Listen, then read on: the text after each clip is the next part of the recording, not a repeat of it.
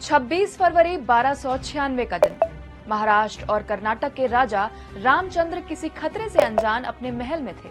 उनका बेटा सिंघन सेना के साथ राजधानी देवगिरी यानी आज के दौलताबाद से बाहर गया हुआ था।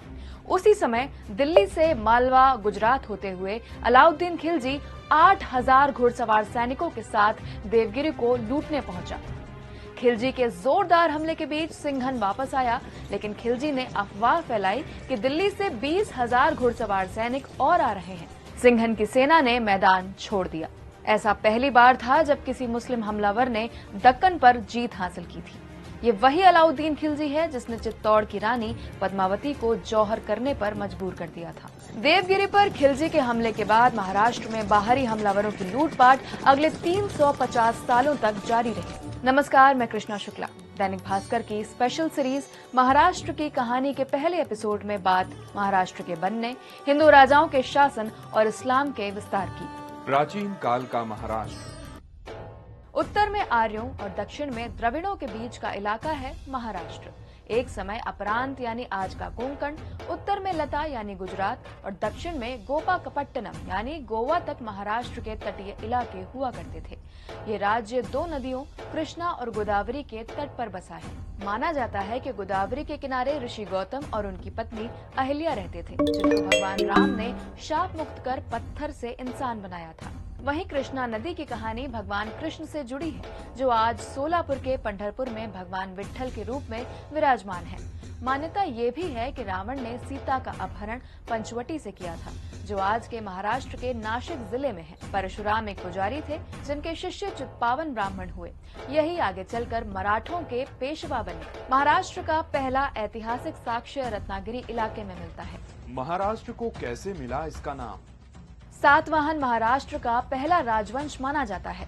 करीब 450 सालों तक महाराष्ट्र में सातवाहन वंश का राज रहा। इतिहासकारों के मुताबिक संस्कृत भाषा की एक शाखा महाराष्ट्री इसी इलाके में बोली जाती थी, जिसके चलते इसका नाम महाराष्ट्र पड़ा। महाराष्ट्र से ही मराठी भी निकली है। सातवाहनों के बाद महाराष्ट्र में वाकाटक वंश का शासन रहा। इस दौरान महाराष्ट्र की फेमस अजंता अलोरा केव्स को भी बनाया गया। सातवाहन और वाकाटक ब्राह्मण थे, जबकि इनके बाद महाराष्ट्र पर शासन करने वाला चालुक्य साम्राज्य क्षत्रिय था। चालुक्य के बाद राष्ट्रकूटों का शासन रहा। इनमें से राष्ट्रकूट राजा गोविंद तृतीय ने सबसे ज्यादा साम्राज्य का विस्तार किया। फिर महाराष्ट्र पर आज के कर्नाटक के कल्याणी से आने वाले चालुक्यों का शासन रहा। इसके बाद होयसल राजवंश ने यहाँ राज किया। होयसल राजवंश को यादवों का वंशज माना जाता है। छत्रपति शिवाजी की मां जीजाबाई खुद जाधव कुल से आती थी, जो यादवों के वंशज थे। अलाउद्दीन खिलजी का हमला। 1296 में खिलजी ने महाराष्ट्र पर हमला जरूर किया था, लेकिन उसके निशाने पर दिल्ली थी।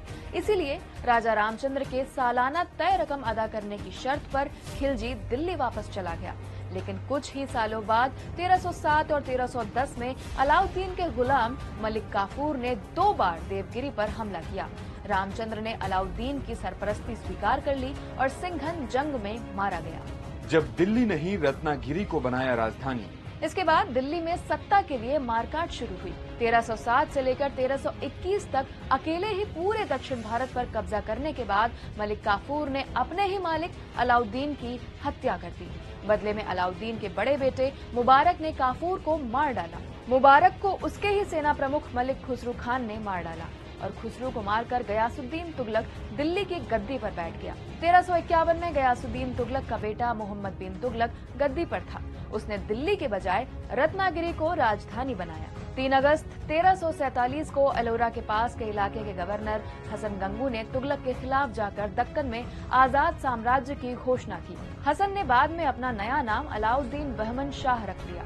यही वजह है कि उसके साम्राज्य को बहमनी साम्राज्य कहते हैं। बहमनी साम्राज्य ने करीब 200 साल तक शासन किया।